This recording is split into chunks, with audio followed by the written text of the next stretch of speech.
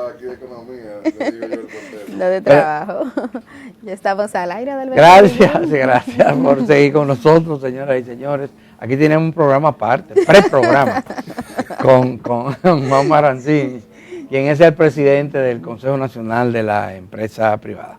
Hablamos fuera del aire de economía y de eso se trata. ¿Cómo ve el empresariado la situación y la perspectiva de la economía dominicana? Bueno, primero que nada, muy buenos días, Millicent, Adalberto, buenos días Buen día. a todos los televidentes, es un gusto estar aquí de nuevo, después de hace un tiempito, ¿verdad? Este paso es suyo. Así que muy agradecido. Bueno, la economía dominicana, por un lado, pues está comportándose, reaccionando a lo que ocurre en la economía global, que es un ambiente desde el año pasado donde se empezaron a tomar medidas restrictivas para controlar la inflación.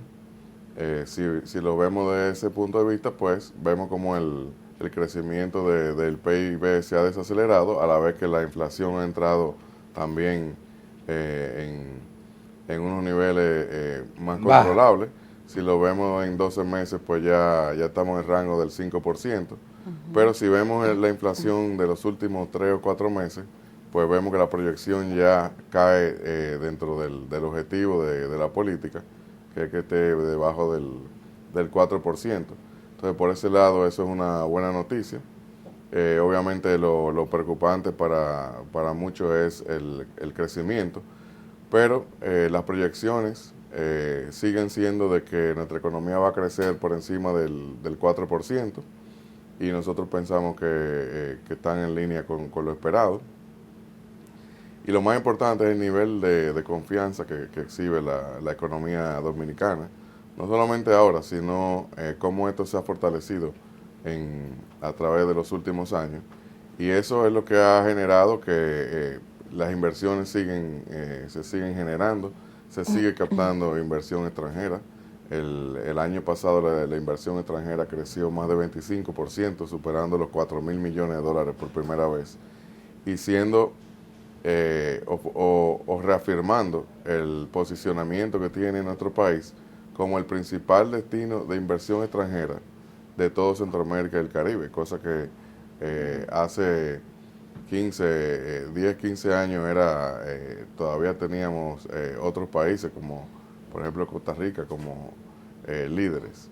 Y eso es algo muy importante porque eso garantiza que se siga generando empleo y que la economía siga creciendo, respondiendo a todas esas nuevas inversiones que se están logrando generar, en base a esa confianza que exhibe nuestra economía y en base a esa estabilidad que muestra nuestro país durante los últimos 60 años. Las inversiones extranjeras siguen dirigiéndose principalmente hacia el turismo, la zona franca. Zonas francas. ¿Es así? Bueno, los sectores y de hecho eso es una de las grandes virtudes de nuestra economía, que es una economía diversificada. Muchas personas vienen aquí, incluso ministros de economía de otro país, y dicen, bueno, pero ¿cómo es que ustedes lo logran? Porque nosotros tenemos petróleo y no generamos ese nivel de divisa. Pero es que nosotros aquí tenemos turismo, que claro, es un gran centro de atracción de inversiones, y también es un gran generador de divisas. La zona franca, ahora con este movimiento de nearshoring, que fruto de todos los cambios geopolíticos y los mismos efectos de la pandemia, pues vemos como hay una tendencia a que la manufactura se regionalice y se acorte en la cadena de suministro, o sea, no depender de un suministro de la otra parte del mundo, sino buscarlo más cercano. Y eso ha traído también un gran nivel de atracción de inversiones, tanto a la industria local, que en los últimos 2 años ha invertido más de 140.000 millones de pesos en el país, y también a la zona franca, que sigue atrayendo más inversiones, más empresas y generando empleo hasta un nivel que ahora se está invirtiendo en más parques industriales para poder seguir ofreciendo. La generación de empleo sigue siendo limitada, lenta. según las estadísticas, el presidente resaltaba, ahora recientemente a propósito de la celebración del Día Internacional del Trabajo, la cantidad de empleo que se habían generado durante su gobierno, y hablaba de 400.000 y tantos. Pero los jóvenes que entran al mercado laboral en ese mismo periodo supera esa cifra. ¿Qué pasa? ¿Por qué no generamos más empleo? Pese a que hay inversión extranjera, hay inversión local, el gobierno mismo ha crecido y tiene una empleomanía. Tal vez es el que puede exhibir más éxito en cuanto a empleo, aunque no sean de calidad. ¿Qué pasa con la economía dominicana que no genera? Bueno, para generar empleo, y de hecho, todos esos empleos que se han generado, el factor o uno de los factores clave es el crecimiento económico. Un país que mantiene un crecimiento económico estancado o en un rango de un crecimiento mínimo, pues obviamente tiene una capacidad limitada o más limitada para la generación de empleo. Un país que crece por encima de los demás y que además de eso atrae más inversiones, que es uno de los factores también para crecer, porque se trata de ese ciclo virtuoso de estabilidad, inversión, empleo, bienestar. Entonces, nuestro país ha crecido por encima del promedio de América Latina durante los últimos 15 o 20 años y de hecho ha sido una de las economías que más crece en los últimos años recientes. Entonces se trata de, en condiciones adversas y en condiciones favorables, lo cual es cíclico, porque los últimos 3 años han sido sumamente adversos. Ahora mismo, por ejemplo, para el crecimiento económico, estamos en una de las condiciones globales más adversas, porque la política monetaria de los bancos centrales de Estados Unidos, de Europa y de Asia son restrictivas. Entonces eso va en contra de la generación de empleo. Limita la inversión. A pesar de eso, nosotros hemos seguido generando empleo. Evidentemente, cuando volvamos al ciclo de crecimiento económico, debemos procurar posicionarnos para que podamos aprovechar esa ola y generar más empleo. Entonces, la clave de todo esto es mantener esa estabilidad, reforzar esa estabilidad, fortalecer ese clima de confianza que es clave y es lo que ha hecho que nuestra economía ha sido tan resiliente y ha podido también responder luego de todas esas distorsiones generadas por la pandemia y mantener esa capacidad de generar empleo que evidentemente en nuestro país, pues a veces, como usted lo plantea, se ve hasta insuficiente porque tenemos una población muy joven.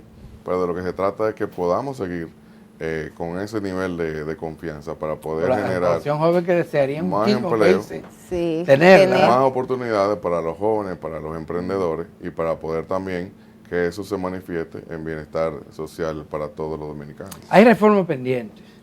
El área económica y la fiscal es la principal, ¿verdad?, de esas reformas.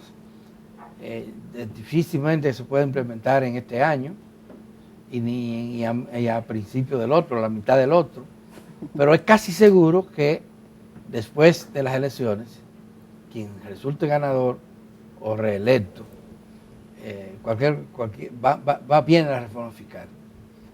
Esa reforma fiscal implica eliminar, según se han planteado muchos economistas y organismos internacionales, algunos subsidios que hace el Estado, especialmente el de la electricidad y también el caso del turismo, que se dice que goza de una serie de exenciones que ya no necesita.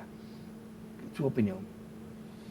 Bueno, dicen que lo único seguro, o casi seguro, es la muerte, pero realmente, como usted lo plantea, si lo vemos dentro del marco de la Estrategia Nacional de Desarrollo, los pactos y sobre todo el pacto fiscal. Está pendiente, aunque podríamos decir que los otros 2 pactos también habría que revisarlos, porque por la misma pandemia se distorsionaron. El pacto eléctrico empezó a implementarse, una parte se sigue implementando, pero la parte de poder de reducir el déficit se ha visto comprometida por los efectos de la pandemia, por la misma inflación, en un momento que era pues muy difícil seguir con un petróleo a $100, seguir sincerizando la tarifa y trabajando también en la reducción de pérdidas. Pero realmente son temas pendientes que hay que verlo de forma integral. O sea, no podemos esperar que solamente en un sector o de un ángulo. Se trata de fortalecer la finanza pública, se trata también de aumentar la capacidad del gobierno de poder aumentar las inversiones de capital, que de hecho se han visto comprometidas en medio de un manejo fiscal muy responsable, donde el déficit, a pesar de todas las necesidades que ha tenido el gobierno en los últimos años por la pandemia y por la inflación de aumentar el gasto social, pues el déficit se ha mantenido bajo control. Eso también ha comprometido la capacidad de las inversiones de capital. Entonces, hay que valorar ¿Ha sido correcta esa política? La política del Banco Central, la política también del Ministerio de Hacienda Fiscal, porque el país ha mostrado una capacidad extraordinaria de adaptarse a una pandemia, a un proceso de reactivación económica, a un proceso de inflación global, donde hemos podido sobrellevar esas situaciones y eventualmente tocará volver a readecuarnos para que el gobierno tenga más capacidad de invertir. Pero el empresariado es partidario de que la inversión de capital, que es clave para que se pueda seguir fortaleciendo el crecimiento económico, la generación de empleo y también porque el Estado luego lo reciba también en forma de impuestos. Entonces, hay que analizarlo de una forma integral, hay que verlo también desde el punto de vista del gasto del gobierno, cómo llevarlo a la calidad, cómo se pueden reforzar los ingresos, los impuestos, cómo se puede combatir la inflación. Entonces, vemos que este es un tema que, como el mismo pacto lo manda, debe ser algo integral y nosotros estamos dispuestos cuando llegue el momento, como lo hemos estado en situaciones anteriores, para participar en esa conversación y buscar las mejores soluciones. El gobierno dice que lo país. que tiene que ver con el gasto, ellos mejorar la calidad. Dice, ese es su argumento principal. Que lo que falta ahora es elevar los ingresos, pero que el gasto se está manejando bien. ¿Y usted qué piensa? Bueno, como dije el gobierno ha tenido una capacidad extraordinaria de adaptarse y eso se refleja también en la confianza que hay en la economía. Tuvimos una pandemia donde hubo que subsidiar los programas, quédate en casa, fase 1, parte de eso también vino de esos recursos vinieron del sector privado, luego hubo que reactivar la economía, luego hubo que aumentar los subsidios para combatir en productos de la canasta básica y para poder combatir la inflación, sobre todo los más afectados. Entonces realmente eso ha traído muchos cambios en la distribución de los gastos del gobierno. Hay que mantener esa capacidad de adaptación y cuando llegue el momento poder readecuar el gasto para poder aumentar la capacidad de inversión en capital, que es una parte clave para apuntalar el crecimiento económico. O sea, el crecimiento económico de los últimos 3 años prácticamente ha sido empujado por el esfuerzo del sector privado, que ha sido responsable por más del 90% del PIB. Gracias a esa confianza en el país y a la inversión que ha seguido ocurriendo, a pesar de las condiciones adversas de la pandemia y de la economía global. Entonces, realmente es un tema pendiente que hay que verlo de una forma integral y donde estamos dispuestos a participar siempre para buscar las mejores soluciones y el mayor bienestar para el país. Hay otro de los temas que también está pendiente, que forma parte de ese conjunto de reformas que como país estamos abocados a tratar en algún momento, que es el de la seguridad social. En el bloque anterior, Adalberto y yo comentábamos que recientemente fuimos a un encuentro con autoridades del sector y una de las preguntas que le hacía una colega periodista es ¿cuál es el tranque? Que ya tienen mucho tiempo en diversos escenarios discutiendo y no se avanza sobre este tema, pese a que la población cada vez demanda que haya cambios. ¿Cuál ha sido la posición y un poco las expectativas también del sector patronal de cara a esta reforma del sistema de seguridad social que se está discutiendo y que está pendiente? Mira, por un lado, cuando escuchamos todo este tema tan importante para el país y para todos los dominicanos, por un lado pensamos, bueno, hace 20 años teníamos el IDCS, teníamos unas condiciones que si lo vemos de atrás, ni siquiera nos podemos imaginar. O sea que por un lado decimos, bueno, hemos avanzado y hemos progresado porque hoy estamos hablando de cómo mejorar un sistema que ha funcionado y que ha elevado la calidad de la salud y de las pensiones. Entonces, ¿de qué se trata? Primero, de cómo mejorar el sistema, cómo fortalecerlo. Es un tema muy complejo. O sea, la realidad es que cuando uno ve todas estas discusiones, yo ahora pude ver también cómo ustedes planteaban el tema, la realidad es que una gran cantidad de la población, incluyendo algunos que creemos que sabemos, no entienden el 100% de la complejidad, porque esto es un tema de administración de fondos al fin del día, donde se trata de cómo eficientizar un peso que se contribuye, cómo eficientizar sus prestaciones y su administración. Entonces, esto es un tema que requiere seguir un nivel de conversación, pero no del punto de partida de que está mal o que hay alguien que está beneficiando. Esto es un tema que hay que verlo como de un punto de partida de que se ha avanzado mucho y ahora toca reforzarlo para poder mejorarlo. Pero ¿cuáles son esos puntos que usted entiende debieran de priorizarse al momento de propugnar los cambios? Una de las complejidades del sistema es cómo lograr ingresar más fondos, cómo cotizar más, cómo hacer que por ejemplo, la informalidad es uno también de los factores que afecta a la seguridad social, porque lo que entra a la seguridad social es de lo formal. Y tenemos una informalidad por encima del 50%. Sí. Tenemos 17 salarios mínimos. O sea que hay dominicanos que aportan ahora va a ser casi 25,000 pesos, y hay otros que aportan por 11,200. Entonces, y si se enferman, los dos deben recibir el mismo nivel de servicio. Entonces, son muchos los factores, y no lo podemos ver solamente como dos partes o dos partes en conflicto. Yo creo que eso no ocurre. Yo creo que todas las partes están dispuestas de ir sobre la mesa y buscar un camino de entendimiento. Hay muchos prestadores de servicios, algunos son muy prestos al diálogo, otros tal vez no, y hay que buscar que todos lo sean, porque definitivamente de un lado no se va a poder, ni tampoco imponiendo nada. Consenso no quiere decir unanimidad tampoco, claro, pero tenemos que buscar ese camino, y yo creo que sí, pero requiere ese nivel de diálogo, y no se puede apresurar ni se puede politizar. Muy bien, vamos a tener que pausar con el permiso suyo y luego volvemos con esta interesantísima entrevista con el presidente del CONED.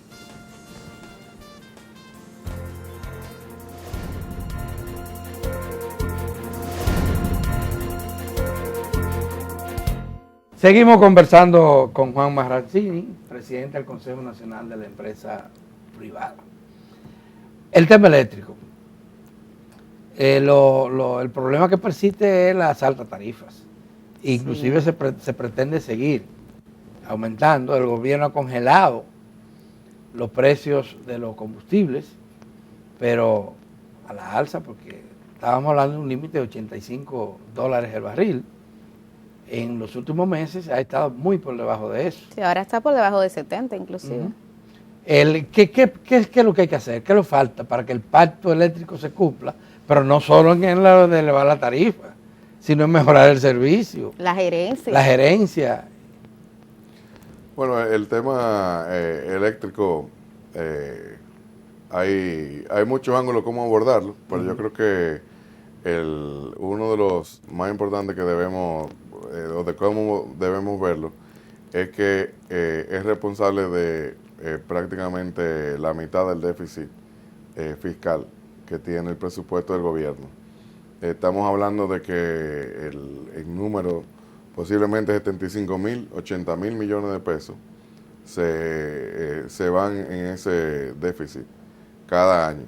Algunas personas calculan que el déficit eléctrico es responsable de más de la mitad de la deuda del gobierno dominicano, por si lo vemos como que en los últimos años se ha tenido que endeudar para cubrir ese déficit. Entonces realmente... Pero ningún gobierno le ha querido entrar a eso. Bueno, yo creo que no podemos, eso no es una afirmación que podemos decir. Yo creo que ha habido voluntad. No es un problema sencillo. Creo que ha habido miedo entonces. Es un tema por un lado, de gestión. Es un tema de que hay que mejorar la gestión. Las distribuidoras deben ser como otras empresas de servicio, como por ejemplo las telefónicas. O sea, aquí no hay un déficit en las telefónicas. Las telefónicas tienen tecnología de punta. Todos los dominicanos tienen un teléfono, tienen un celular, lo pagan. Cuando el y Estado si no lo pagan, no tienen cuando servicio. el Estado Dominicano. Entonces, ahí nadie habla de eso. Pero cuando el Estado Dominicano. Pero cuando tenemos 60 años con una cultura de que no hay que pagar la luz en algunos sitios no se paga, en otros sí. Hay algunos traviesos que también se conectan, que las redes pierden. Entonces, es un cúmulo de factores. Pero cuando el primer gobierno de Leonel Fernández, que sometió el proyecto y se aprobó con la anuencia de casi todos los partidos, de reforma de la empresa pública, el argumento era ese.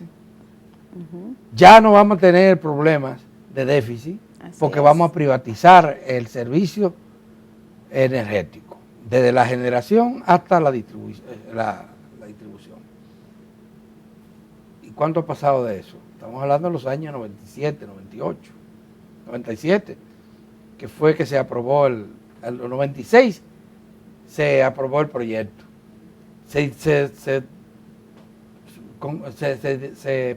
traspasó al sector privado gran parte de la generación, exceptuando las hidroeléctricas. Y se crearon las empresas de distribución que no teníamos en manos del sector privado. Y después resultó que el sector privado inclusive dijo, espérate, con la distribuidora no, nos quedamos solos con la... Y el problema sigue. Sigue y sigue. Estamos hablando 30 años después. Bueno, el problema ha cambiado de matiz. En aquella época, y eso fue una gran reforma, para por lo menos regularizar lo que es la generación. Todavía hoy en día, yo viajo ocasionalmente y tengo encuentros con empresarios de otros países y increíblemente todavía algunos me preguntan, mira, y ese problema de la República Dominicana de que se iba la luz, el servicio eléctrico, ya se resolvió. Y bueno, hace años que el tema nuestro no es si hay apagones. Hay capacidad de generación suficiente y vemos como cada año el gobierno licita nuevas facilidades y aparecen los inversionistas para hacer las plantas. Y pasamos de los 90 donde había más horas de oscuridad que de servicio eléctrico a una capacidad eléctrica. ¿Qué ha faltado? El eficientizar la parte de la distribución, de la transmisión, reducir las pérdidas y llevar el servicio a un servicio que no se perciba como que es algo estatal, que tiene que ser regalado. O sea, volvemos al tema de la telefónica. Nadie se queja de la telefónica porque las telefónicas dan un servicio y tienen muchos paquetes y muchas formas y la gente administra su servicio telefónico, de internet, de data, etcétera. Entonces, esa cultura tiene que volver y hay que eficientizar y trabajar en la gestión de la transmisión, de la reducción de pérdidas y también del cobro de la factura eléctrica, como parte para ponerlo en términos simples, porque la implementación del pacto eléctrico son más de 20 pasos, pero realmente es el camino que debemos transitar y priorizarlo, porque si hablamos de reforzar los ingresos del Estado hacia el futuro, que son necesarios, pues estamos hablando de que la mitad o prácticamente la mitad del déficit del presupuesto nacional es generado por el déficit del sector eléctrico. La reforma fiscal barrería con eso. ¿Perdón? Con una reforma fiscal se supone que ese déficit o esa inversión que está haciendo el Estado en subsidio bueno, de debe la ser energía, uno de los componentes, debe verse integral, porque no se puede hablar de una cosa sin la otra. O sea, la reforma fiscal está, si lo vemos de una forma numérica, que a veces no es la mejor forma de verlo, la reforma fiscal es el déficit del sector eléctrico, porque la cantidad de recursos que se pierden ahí pues es suficiente para que las inversiones públicas aumenten de una forma extraordinaria. Ayer el gobierno anunció, bueno, el Ministerio de Trabajo con la presencia del presidente de la República, un aumento general de salario para el sector turístico, y fue significativo, tal vez uno de los más altos que ha logrado, se ha logrado en ese sector. Estamos hablando entre un 20 y un 49% se hablaba. ¿Qué piensa? Esto es una política, porque fue por consenso, que respalda al empresariado, de ir mejorando los niveles de ingresos de los trabajadores y la capacidad adquisitiva. Sí, claro, en los últimos años, no llega a 2 años, año y medio aproximadamente, se han hecho ajustes al salario mínimo, a las tarifas, a las diferentes tarifas del salario mínimo extraordinario. Y el sector privado ha hecho un esfuerzo extraordinario en condiciones adversas, no solamente hacer aumentos por encima, muy por encima de la inflación, compensando significativamente los efectos de la inflación, sino también que se ha hecho de forma extraordinaria también en menos tiempo de lo que manda la ley, que es una revisión cada 2 años. Y eso ha ayudado incluso que el salario mínimo del sector no sectorizado, que comprende la industria, comercio, servicios, sector financiero, etcétera, pues prácticamente se acerque ya a lo que es uno de los objetivos, que es la canasta básica de un empleado. Tomando en cuenta que en un hogar hay más de uno, el promedio que usan las autoridades creo que es 1.4, 1.5. Entonces, eso es trascendental, y eso responde a un esfuerzo extraordinario del sector privado, al cual ha seguido también la zona franca y ahora el turismo, más o menos en línea con lo que ya se había aumentado por el sector no sectorizado esta vez y la vez anterior también. Hay 17 salarios mínimos. 17. ¿Ustedes son partidarios de que eso se reduzca? Eso es el salario mínimo. Mira, eso no lo hemos... El presidente habló de un pacto, propuso un pacto para asumir una política común a nivel salarial, que se encamine hacia la recuperación del poder adquisitivo de los salarios. ¿Ustedes qué piensan sobre eso? Bueno, por un lado, hay 17 salarios mínimos, pero realmente se menciona y se sabe que es un tema complejo, que no se ha abordado como como reducirlo. Tal vez dentro del marco de una reforma debe abordarse. Realmente trae muchísima complejidad a todo lo que es el ajuste de los salarios, porque realmente hay que revisarlo los 17, y no solamente eso, en 3 o 4 sectores, cada cual va a la mesa tripartita de forma individual, y realmente pues tal vez hay forma más simple de hacer esto, y tal vez eso es lo que busca el planteamiento del presidente de la República, de sentarnos y hacer un pacto a largo plazo para que esta revisión sea pues más fácil y tenga también una proyección más estable. Realmente nosotros acogemos el llamado. Recientemente se acaban de hacer aumentos extraordinarios, y ha habido y el sector privado ha hecho un esfuerzo muy grande para poder llegar a esos aumentos, sobre todo las pymes. Y esto hay que verlo como largo plazo, y sentarse en la mesa y ver cómo se puede proyectar y simplificar, y buscar la manera y tomar en cuenta sobre todo todos los aspectos que tiene la generación de empleo de frente, como por ejemplo el tema de la informalidad, el tema también de toda esta revolución tecnológica, que es una amenaza o un desafío que tenemos por delante para la generación de empleo, como la misma inteligencia artificial, la robótica. Entonces, sería una oportunidad de ver esto en un marco, en un largo plazo, de una forma también en la mesa de diálogo, en la cual siempre estamos prestos a participar y realmente el mismo sector sindical, que es uno de los pilares de la estabilidad y de la paz social en nuestro país,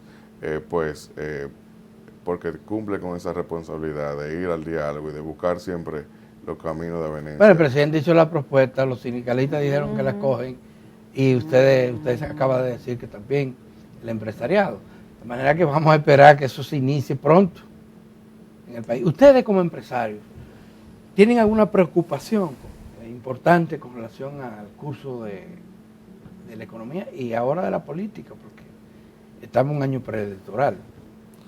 Bueno, realmente hay muchos factores de incertidumbre en la economía global que son de preocupación, sobre todo este cambio de política de medidas restrictivas, a ver si cuándo va a ocurrir. En los Estados Unidos ya, aunque ayer la Reserva Federal hizo un aumento que podría ser el último.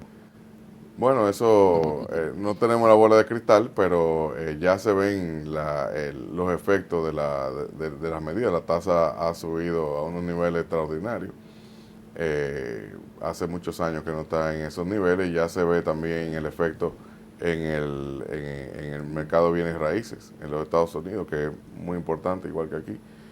Ya se ven los efectos también en el consumo.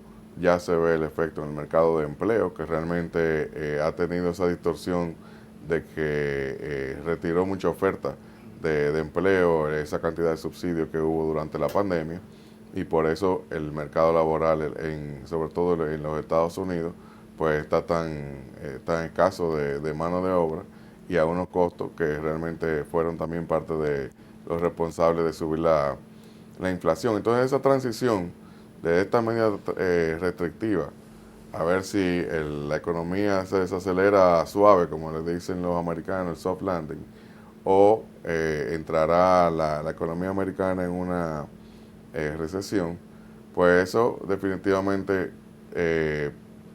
promete repercusiones en la economía dominicana y es un factor de preocupación. Las mismas tensiones geopolíticas, los efectos de la guerra prolongada en Ucrania, que también vino a crear más distorsiones a las que ya creó la pandemia, porque por un lado crea inestabilidad política en esa región, pero también infló los precios de los commodities, que contribuyeron todavía más a aumentar esa inflación y que con política monetaria pues no necesariamente se resuelven los efectos que genera un conflicto armado. Sin embargo, viendo el panorama internacional, pues yo quiero recalcar el nivel de confianza que tienen los sectores económicos en la economía, en el manejo de las finanzas públicas, de la política monetaria del Banco Central en nuestro país. Y eso es clave porque realmente eso es lo que permite que con esa confianza se siga invirtiendo, se siga creyendo en el país y como sector privado podamos seguir siendo impulsores de ese crecimiento económico que genera empleo y bienestar social. Y en términos políticos sociales, el San Juan que es un año preelectoral, un ministerio público que sigue activo con casos de anticorrupción, ahora un conflicto en la Cámara de Cuentas, ¿cuál es la mirada o la preocupación que le generan todos estos temas al sector empresarial? Bueno, nuestro país ha tenido una estabilidad política que en parte es gran responsable de esos resultados que tenemos hoy y de esa paz social que exhibimos hoy. Eso hay que preservarlo y realmente entendemos que tanto la clase política como los sectores sociales, el sector empresarial, tenemos un altísimo nivel de responsabilidad y de preservar esa estabilidad. Y eso ha primado y debe seguir primando. Recientemente en la celebración de los 75 años del Caribe vemos como el presidente de la República y el presidente, el expresidente Leonel Fernández, pues compartieron en un mismo escenario, en un ambiente muy distendido, y realmente donde habían dos expresidentes más, Laura Chinchilla de Costa Rica y el presidente Macri de Argentina, donde estaban maravillados cómo en nuestro país es posible que en un mismo escenario, en un mismo encuentro, el presidente de la República y posible candidato de las próximas elecciones y el líder de la oposición, también uno de los líderes de la oposición y posible candidato o virtual candidato en las próximas elecciones, estén en un mismo escenario, en un ambiente donde se estaban analizando temas de mucho interés para el país, sobre todo con una mirada al futuro. Entonces, eso es lo que debemos preservar y lo que es parte irresponsable de ese nivel de confianza que existe en nuestro país y que debemos seguir preservando. Bueno, excelente. Muchísimas gracias a Celso Juan Marrancini, presidente del Consejo Nacional de la Empresa Privada. Un gusto siempre tenerlo aquí en 1+1. El gusto es mío, muchas gracias. Y gracias a ustedes, amigas y amigos televidentes, porque se acaba el programa de esta manera. Mañana tendremos otra entrega de su telediario 1+1, así que les esperamos.